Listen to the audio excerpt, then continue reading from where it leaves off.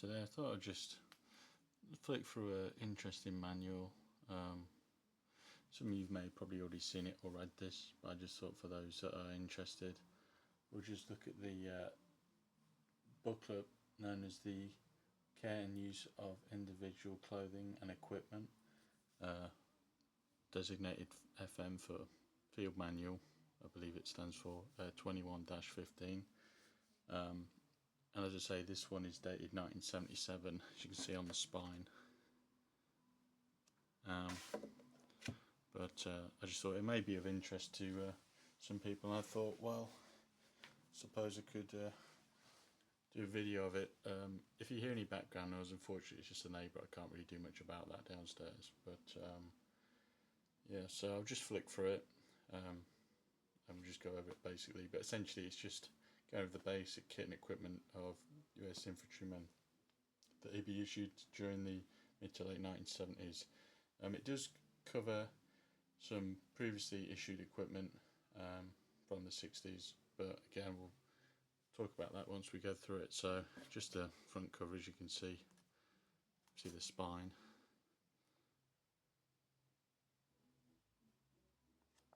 the back, your flak vest.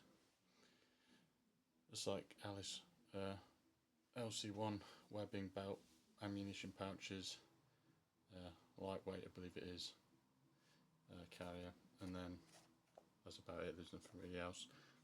So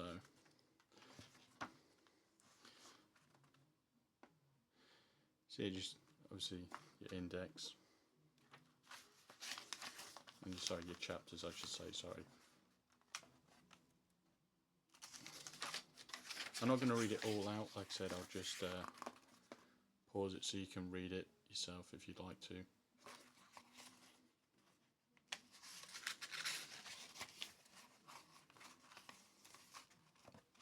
Just a quick introduction on the left.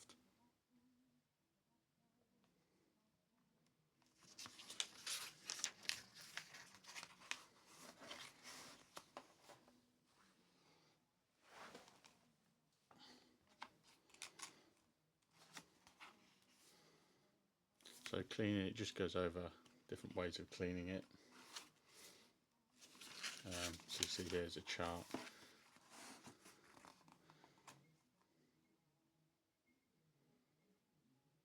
That should be pretty useful for some, again, reenactors, in fact.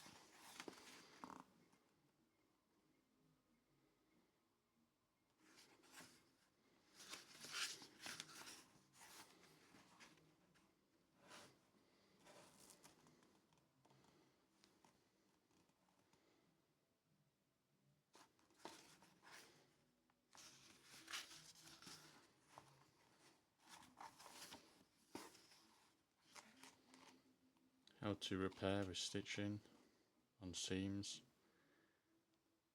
Obviously how to affix buttons to your uniform. The basic stuff, but important. Boots.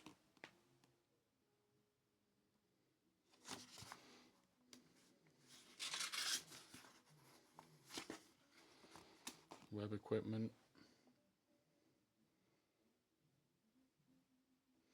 And zips, or slide fasteners as they're called in this, they're designated as. Hook and pile again, now famously known as obviously Velcro.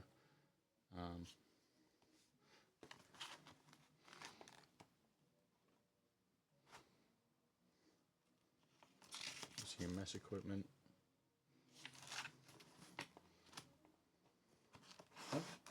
How to, just hold this up, see how to use the M17 A1 or even the A2 with the canteen, the drinking tube obviously.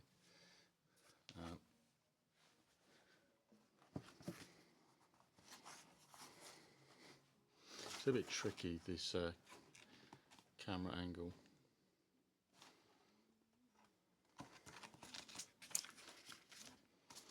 So this is the essentially clothing that you'd be issued. Basic anyway. So obviously you've got your trouser belt, the boots, DMS, the belt, the garrison cap, your wall surge cap, hot weather cap,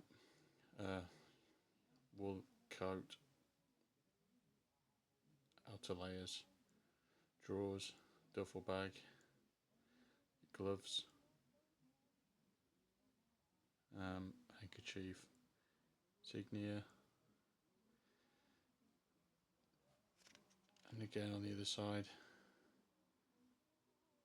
additional items.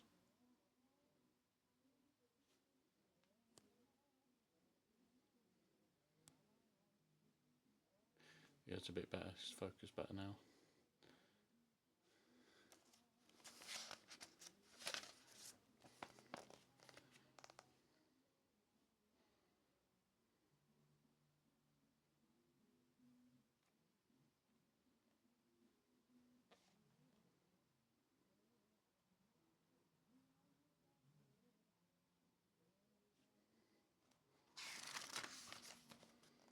Boots, essentially how you could mark them, just to identify them as your own, obviously.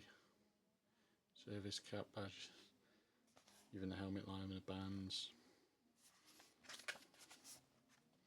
the belts,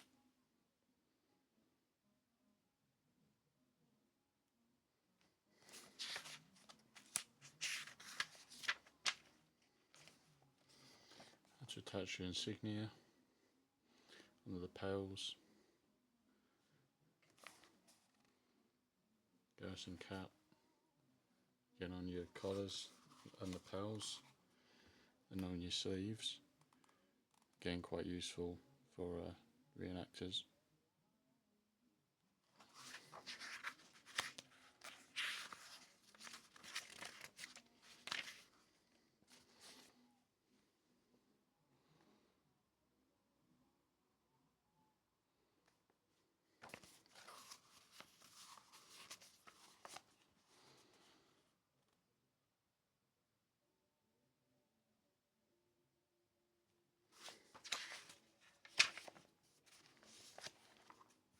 So you've got cold weather clothing,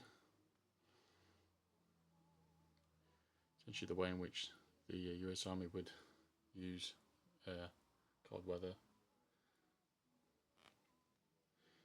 Cold wet and cold dry. Of course, then you've got picture cold weather equipment.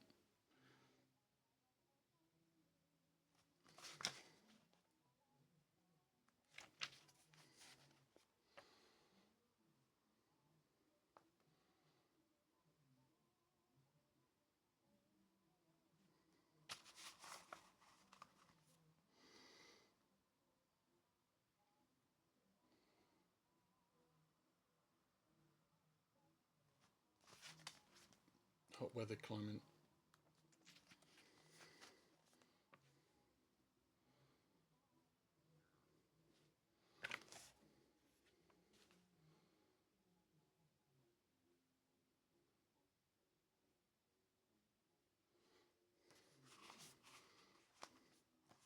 Wet weather, so like things like monsoon weather in particular.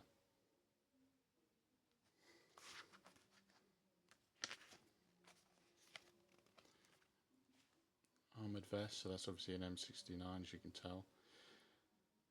With the collar, it's one of the giveaways.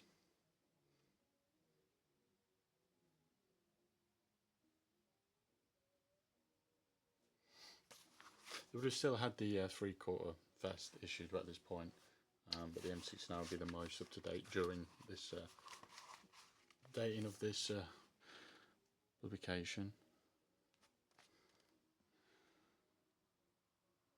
Obviously, you had to size the vests, which would be correct size for you.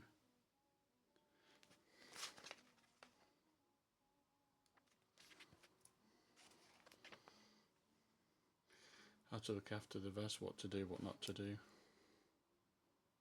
and obviously what it protects. Obviously fragmentation, obviously.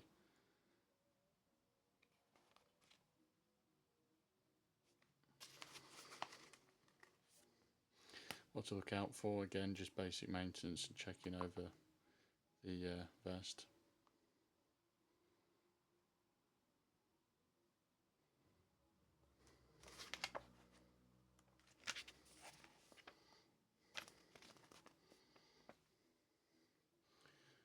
repairing, and obviously if you need to report any major issues, how to store it properly, not to use any solvents or gasoline when cleaning it, and keep it away from heat.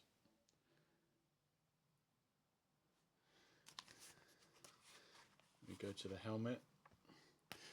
See the steel helmets that were still in service at the time.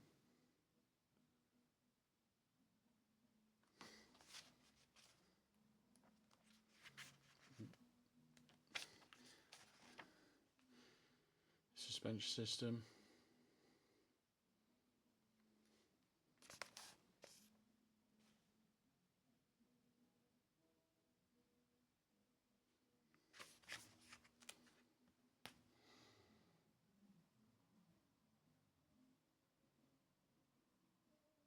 So how to attach it to the helmet and adjust it.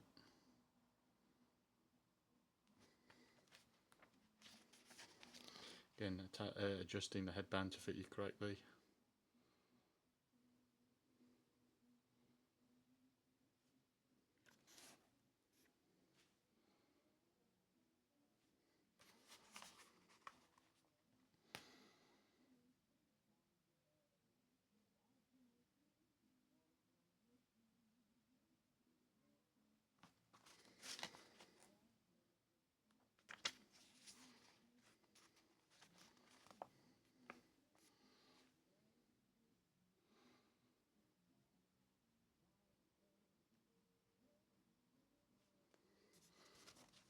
And the helmet camouflage cover, of course. Obviously with the foliage through the loops. So things like your ponchos, you can see.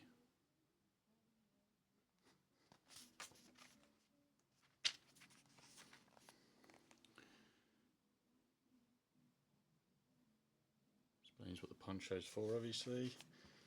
Obviously poncho being worn for rain equipment.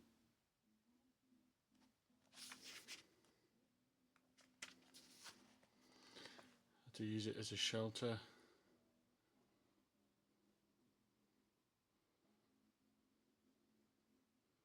Two-man and one-man tents using a poncho, as you can see. How to attach it to trees. Or just use basic things like sticks and string.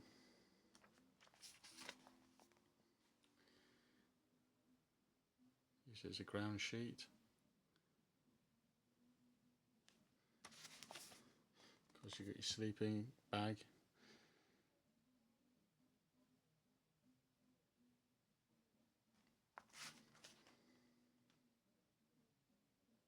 As it says at the bottom, don't fasten the snaps together, the poncho, the sleeping bag, in combat areas, is that you can't get out of it quickly, which can be obviously quite dangerous. How to fold it, and obviously carry it on the back of yourself, on your belt. It just shows you how to do it by how to lay it out in order.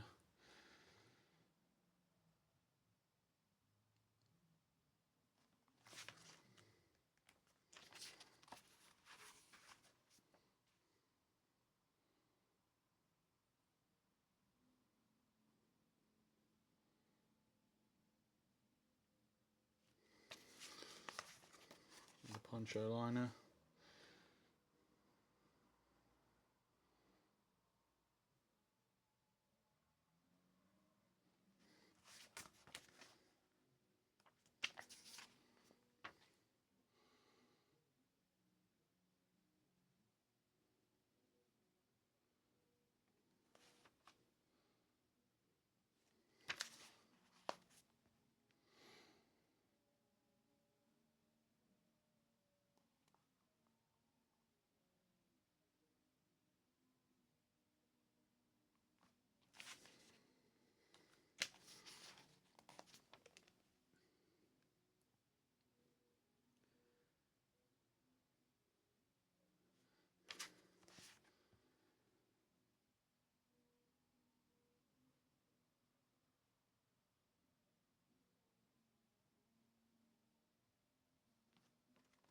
obviously she's showing you how you can make the shelter halves, or how to construct them and erect them.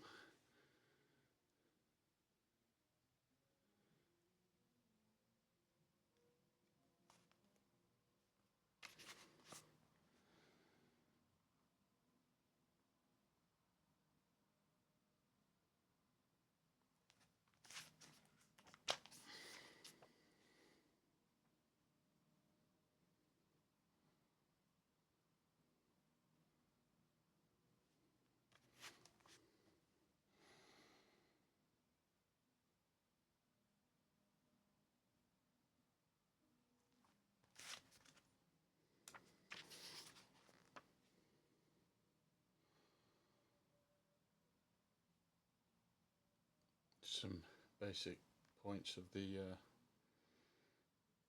cold weather sleeping bag.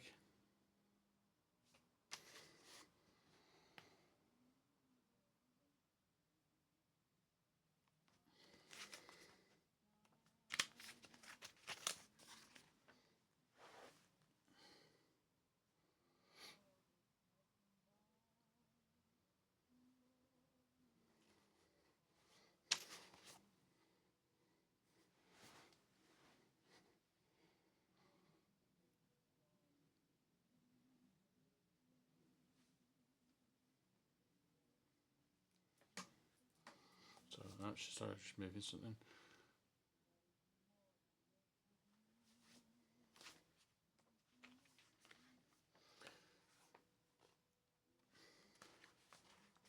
Unpacking the sleeping bag.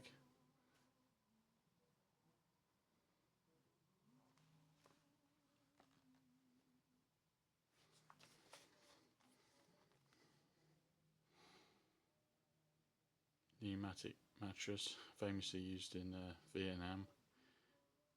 It's quite useful for getting things across deep streams and rivers, because it could be useful to keeping equipment that you don't want to keep wet, as it was obviously quite buoyant. It's quite a useful piece of kit.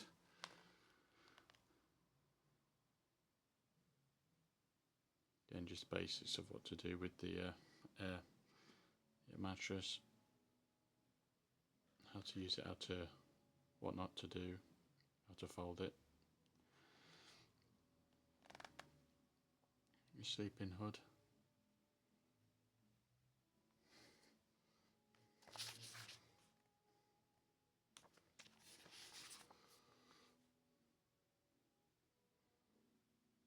Just the basics about the blanket. The load carrying equipment, or webbing as we'd refer to it as in Britain.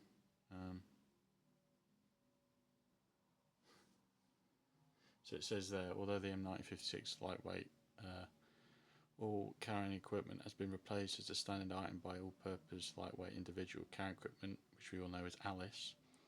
May be issued the M1956 equipment till the supplies are exhausted. For this reason, both loading carrying systems are included in this manual, regardless of the system you have. You must follow certain rules if the load carrying equipment is to do the job for what it is intended. So as I said, like when this booklet came out in 1977, well this issue did, so again they would have used both. Obviously way into even the early 80s you see M1956 webbing used. Some basic rules what to do. Load as light as possible, know your equipment, assemble it properly, keep items in its proper place.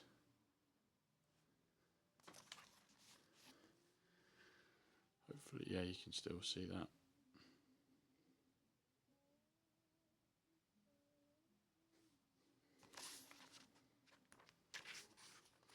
So you've got here the fighting load and the resistance load.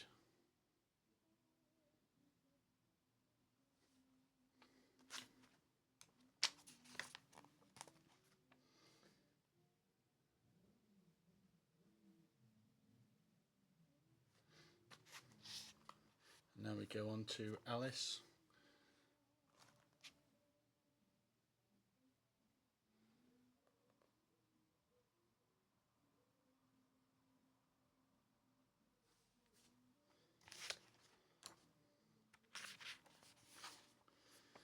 And so this is the fighting load order of Alice.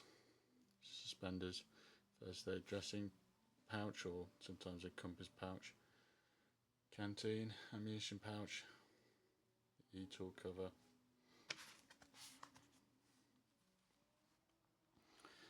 So it goes over them individually, piece by piece. So the belt, suspenders,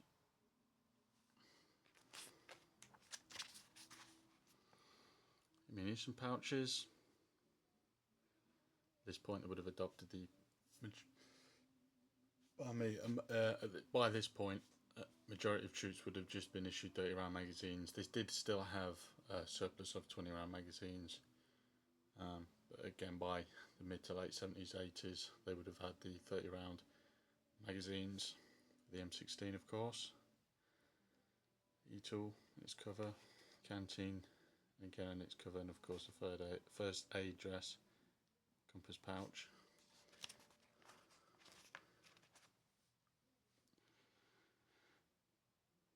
Here's how to assemble it all. Just starting with your belt, getting it adjusted to you, obviously, which is important.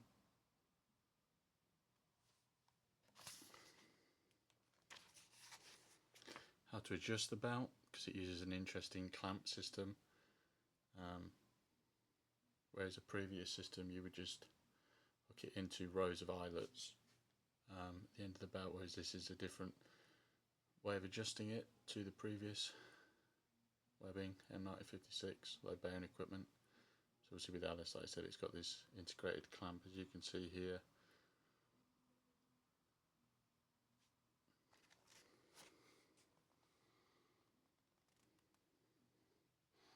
See how to attach the ammunition pouches to the belt. Slide keepers. They're known as collectors and reenactors would call them Alice clips, but they are technically just known as slide keepers. How to properly secure them properly, obviously there.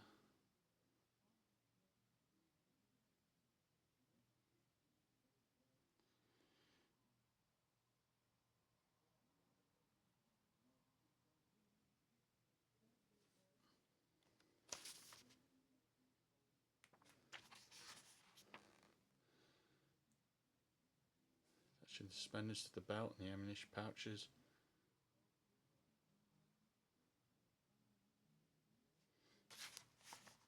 Of course, how to operate the snap hook, if I can speak, to the belt, obviously. With the M9056, it's interesting to note with the universal ammunition pouches of the previous M9056 low bearing equipment, they had support straps a part of the actual ammunition pouch, whereas with Alice they didn't. The pouches just had an eyelet which could be used obviously to attach the suspenders at the front.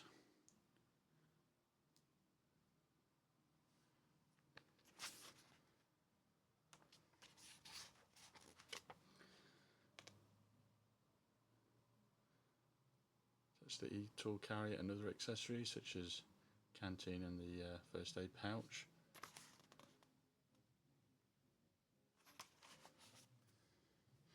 As I just said, again, field pouch and so forth.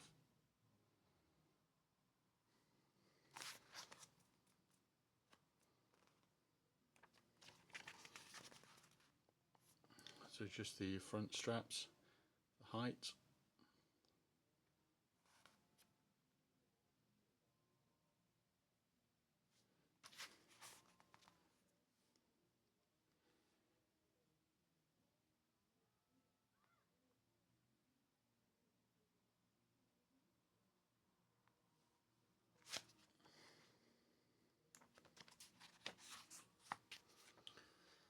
So you've got the existence load components.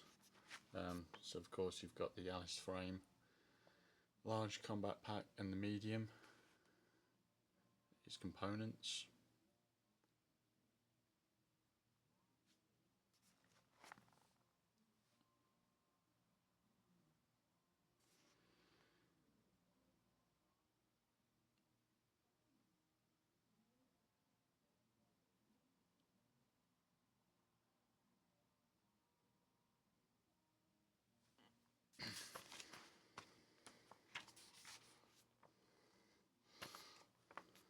detailed additional information about the medium combat field pack.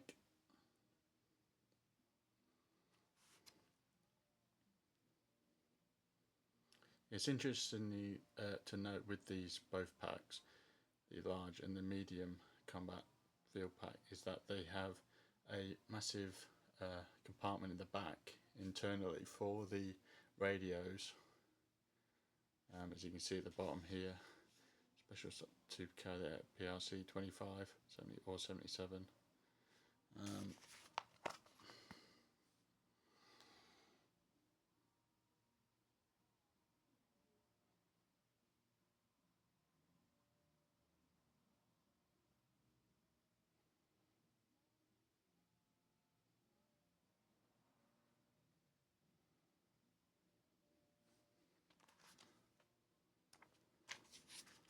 Now the large pack, again, the additional 3 pockets. The main difference, obviously, the size, obviously a lot bigger. It can have larger carrying capacities. The other major difference of the two, of course.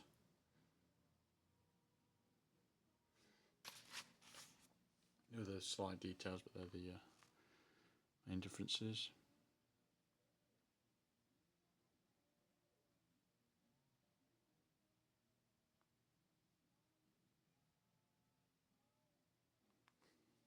As I say, if you hear any background noise, it's again the neighbours. Nothing I can do about that. So hopefully it's not too loud. It shouldn't be. So I have to assemble resistance load components.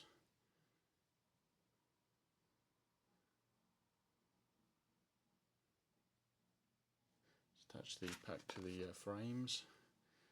The frame, I should say.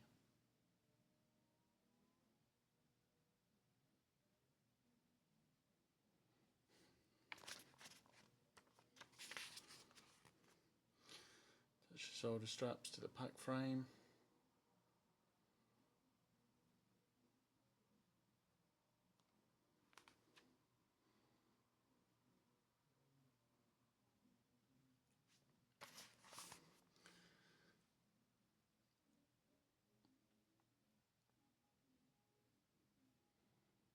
Different points of attachments, shoulder straps, obviously shown.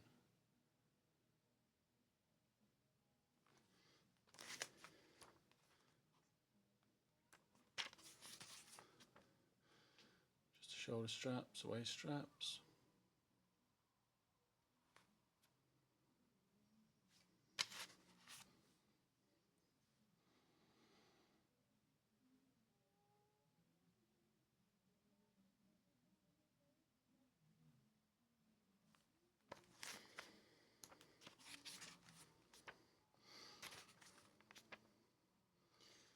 Set the medium pack to the frame.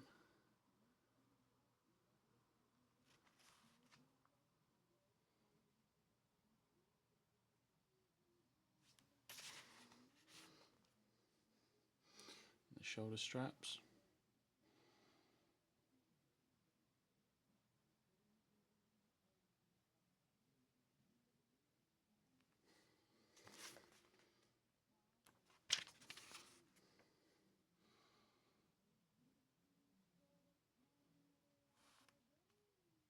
Cargo shelf, again for things like ammunition, additional equipment, even radios if you wanted to, even though there is obviously the pouch inside of the packs for a radio compartment. It would also help with weatherproofing if obviously do so.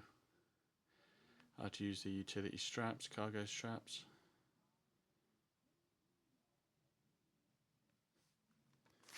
Again, this would be these pack frame would be to replace obviously things like the duck board pack, again, which was I believe a wood material compound used previous to this. So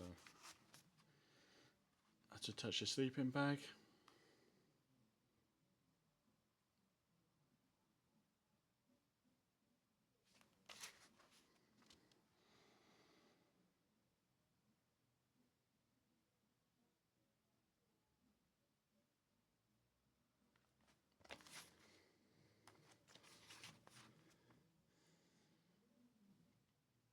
So again, there's the inside radio pocket that I was talking about.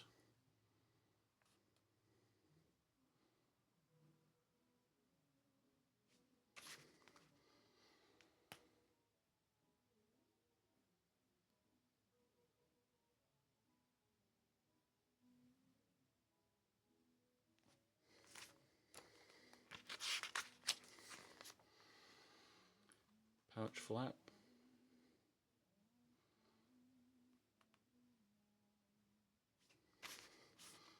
How the quick release works. If you need to ditch it in an emergency or whatever.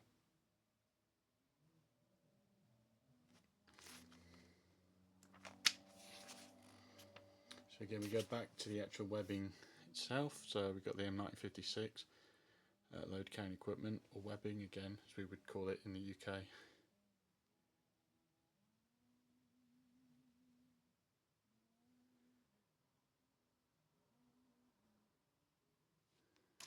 So again, there's interestingly enough though, even though it says it's M1956, it does however show the M67 components being mainly the E-tool, and it looks like it could be the smaller M16 pouch, the E-tool. The other looks like an M67, and the poncho sleeping bag straps, which are quite unpopular, quite a poor system in design, to be honest. How it attaches is quite excessive, to say the least.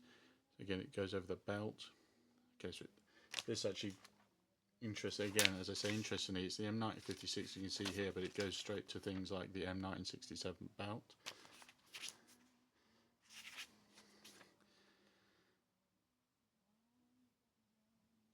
Suspenders.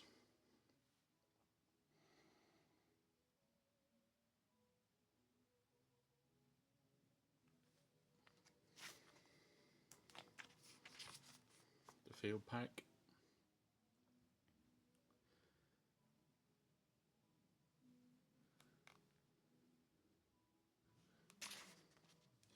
Drenching tool.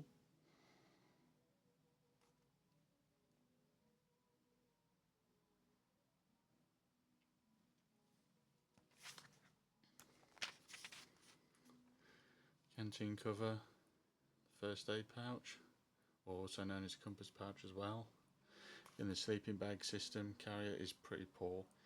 You don't often see it worn or used because again it was fairly unpopular, which is a real pain to actually use and to take on and off. Shows you how to assemble it. Obviously starting with the belts, as I said previously, that's how you would adjust the belts, with the hooks in the internal middle row eyelets of the belt.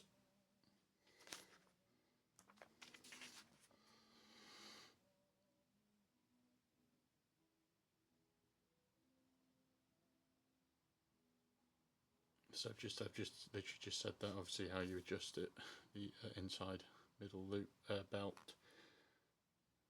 row. To attach it onto the pack, obviously you want to centre it, obviously, it's important.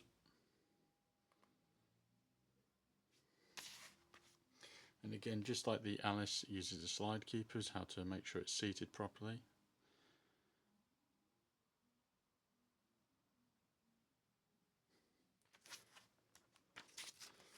Of course, we've got the suspenders in the field pack and belt. Again, how to attach the suspenders as well.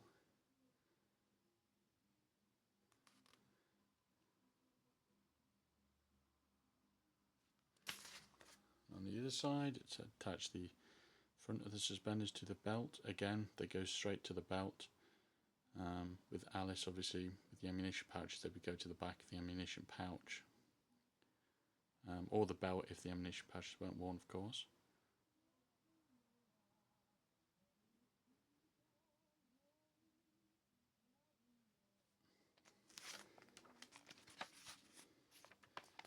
How to adjust the front suspender straps.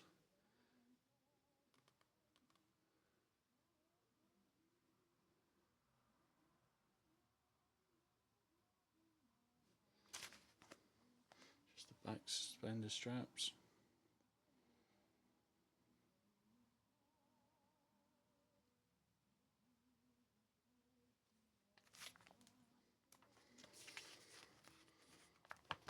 attaching the E-tool cover. So it's also got a bayonet fitted as well, which uses hanger hook, sorry. I think that's the M8A1 scabbard or M7, I can't remember, it's one of the two. It says there, interestingly, do not attempt to insert clips over two thicknesses of webbing equipment belt webbing, because the clips are designed to fit over only one thickness of webbing. Of course, you can also attach the canteen to the butt pack or haversack. It's very commonly done in Vietnam to obviously hold additional items, again, like additional canteens or even ammunition pouches and so forth. Touching the ammunition pouches, obviously you can see there it's held with its own suspension strap, supporting strap for a weight.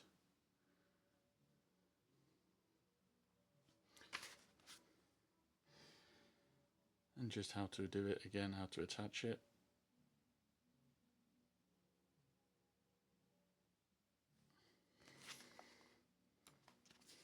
Just over halfway through this book.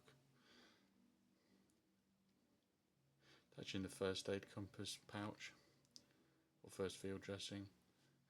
Again, it can be attached essentially anywhere on the belt or the side of the ammunition pouches, or even the loops on the suspenders. Again, as I say, you see there the bayonets also can be attached using hanger hooks to either the belt or things such as the butt pack, as you can see.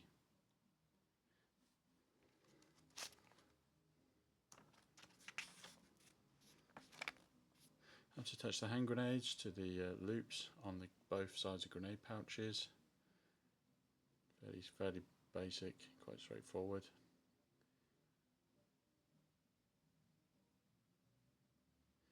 It's got a loop, obviously, so it stops the pin being accidentally pulled, which is quite important for obvious reasons.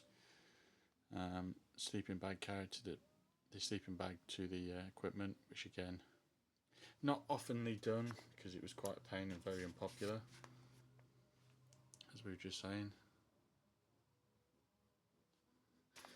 So yeah, it can be worn like that.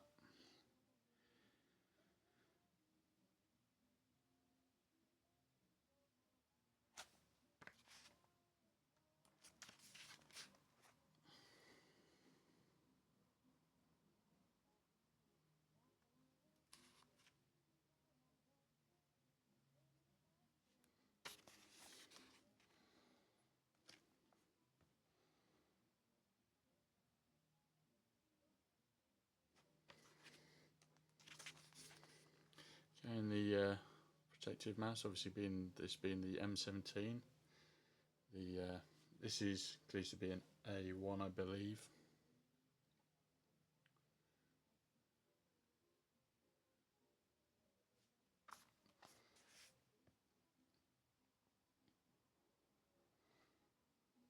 See how to wear it on the body.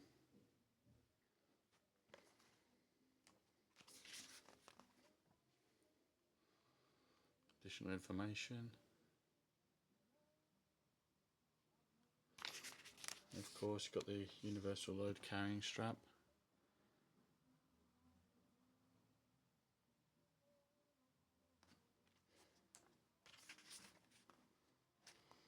Things for holding like rockets and rocket tubes, additional ammunition.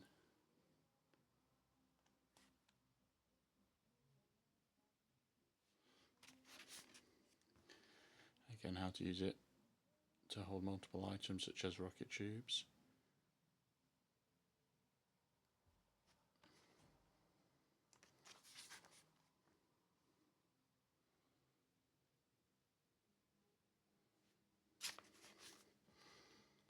You can also use it to carry additional ammunition, though it would be quite uncomfortable to carry it just by one strap. Obviously the weight at one point would be not quite pleasant, so obviously it's possible. Using two of them, you can use them as an improvised pack with the straps, using obviously a jerry can of water, or it can obviously be things like fuel. Case of rations, again doing the same principle, which is quite interesting. Of course, it can be used as a litter for the cot or stretcher bearers.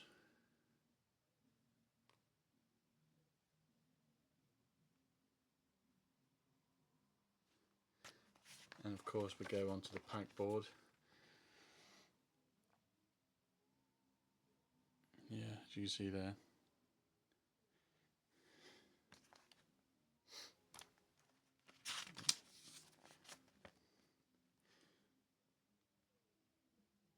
To attach the actual canvas backrest to the frame.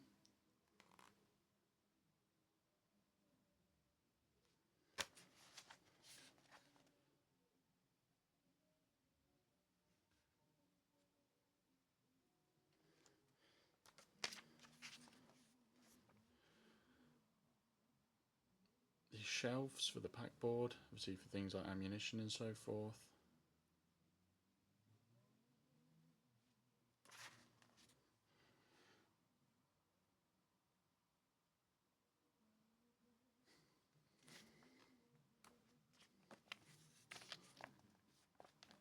To do it in order, obviously using rope. And again, it shows you on the opposite page how to do it. Try and you can see that it's just quite useful to have both in shot for anyone trying to replicate this. Way of carrying with a strobe on the pack board.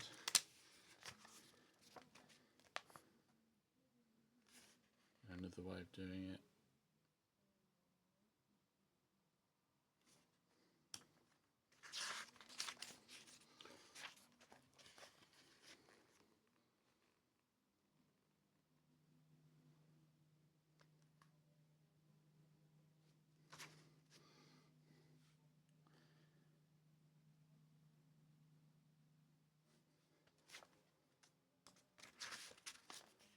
This is a fold out on the next page, but we'll just quickly show you this. This is a fold out how to use the straps.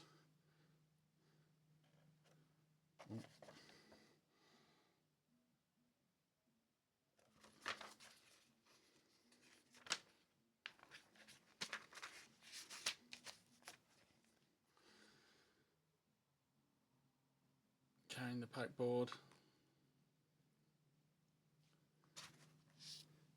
Carrying it of what to do. It's damaged.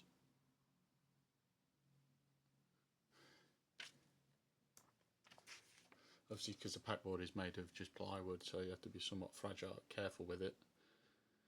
Different mission loads.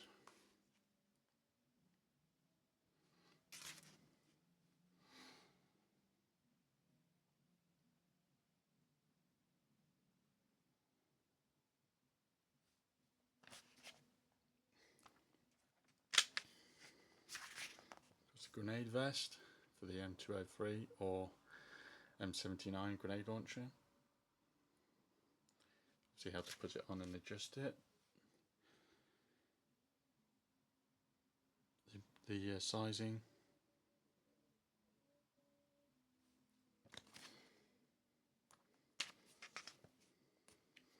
Duffel bag is what it's known as, or the barracks bag.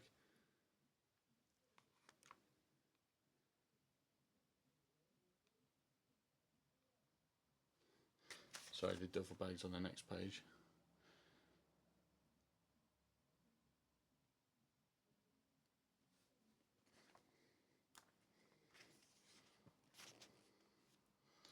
Waterproof covers.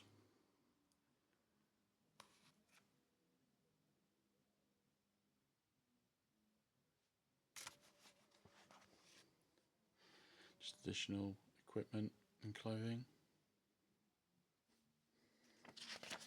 So we're near the end of the book, nearly. Field manual, I should say. Mosquito net.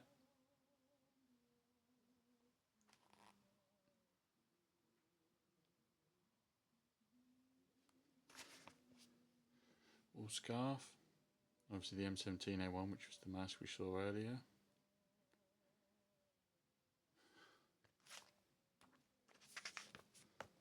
Identification ID dog tags.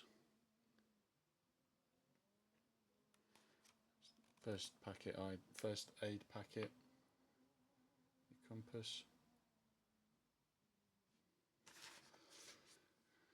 Waterproof matchbox.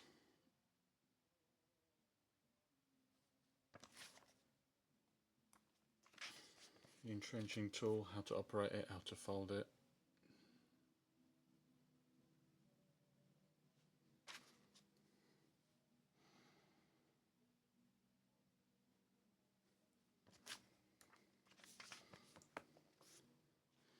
Cot beds.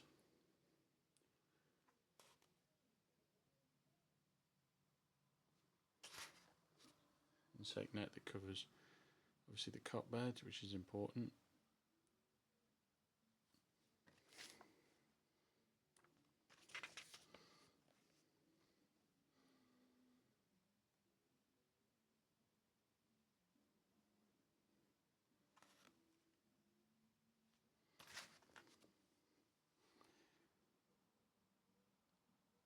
Multi-purpose net. See, it's attached to the webbing belt. And this is just the appendix references at the end of the book.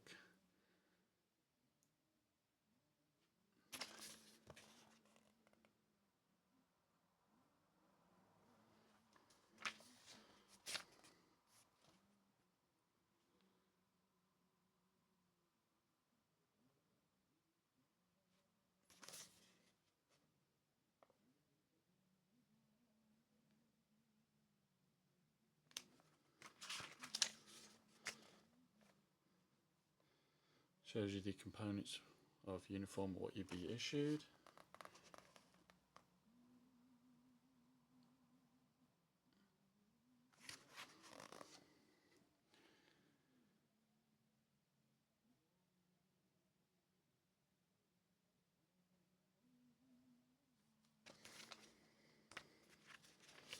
Another fold out page for women, enlisted women.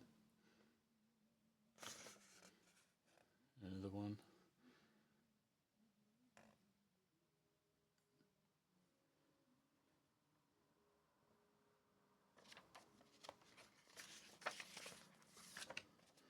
Weather zone, fighting load. Goes over the weight and obviously what you would be issued.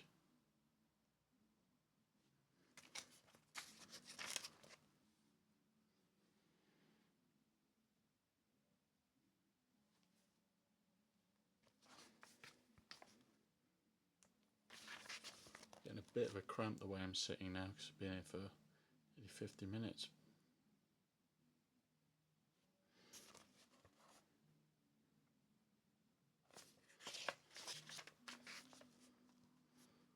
Stain removal guide, this is at the beginning as well.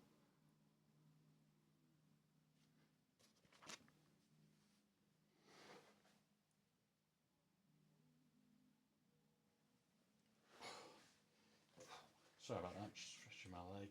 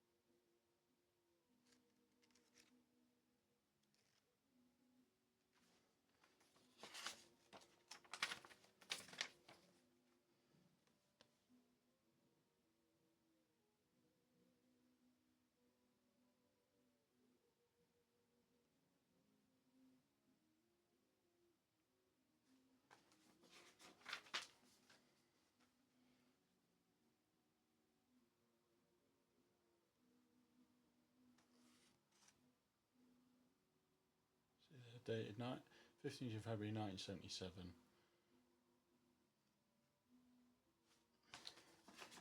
And that is the end of the booklet. So hopefully you found that somewhat interesting.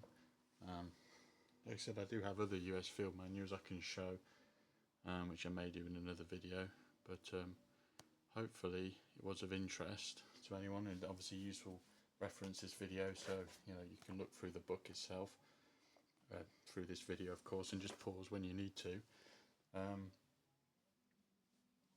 Any questions or comments, just feel free to leave below, and cheers for watching.